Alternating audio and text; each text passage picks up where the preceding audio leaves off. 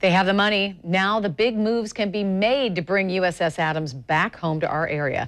Mayport was the naval warship's home port for more than 20 years. Now the plan is to turn it into a maritime museum docked in downtown Jacksonville. Joy is here now. And Joy, you flew to Philadelphia to see the ship firsthand. Yes, 3 summers ago, I met Joe Snowberger, who's part of the group that's been working to bring the ship here. I met him at the Philadelphia shipyards to see the work that had to be done on the ship to bring it back to its former glory.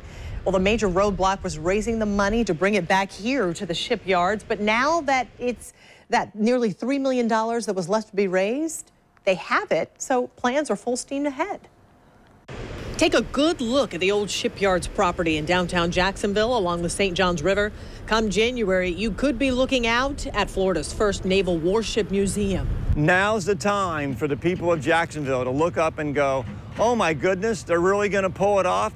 Joe Snowberger has reason to be excited. He's with the Jacksonville Historic Naval Ship Association, which has been working for nearly a decade to make the museum a reality and tow the former USS Charles F. Adams from Philadelphia back home to the First Coast. The USS Adams here in Jacksonville will complete a chain of warship museums from Charleston in the north to Mobile in the west. And they always are at the top of the food chain for attracting visitors into your town. When I met up with Snowberger at the Philadelphia shipyards 3 years ago for a tour aboard the ship, he told me of its 30 years of service patrolling the oceans of the world. 21 of those years, the USS Adams called Mayport home. Our ship will be a showcase to the maritime and military heritage that is Jacksonville.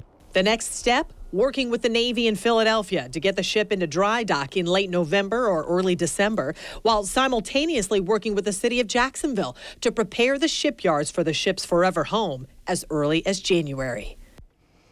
So the state of Florida gave a $1 million grant toward the project. The rest of the $2.8 million needed came from private donations and a line of credit. For more information or to be part of the project to bring the USS Adams home, look for the link in this story. It's on our website, newsforjax.com. And so you mentioned that it was 3 summers ago that you went out there. It was so exciting. So a lot of us have been watching this project for several years, almost a decade, I think now. So we know that the project, once it gets here, could have a big economic impact. Did Joe Snowberger talk about that possibility? Did he? That is probably the most exciting for all of us here. He says the USS Adams will create 10 to 20 full-time jobs, 75 to 80 indirect jobs through catering opportunities, event planning.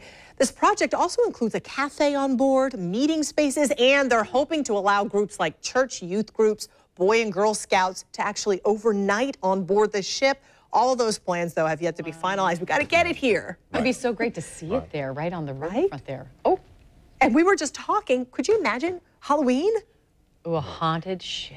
For the kids, oh my goodness. So fun. So many possibilities. So many possibilities. Thank you, Joy. Sure.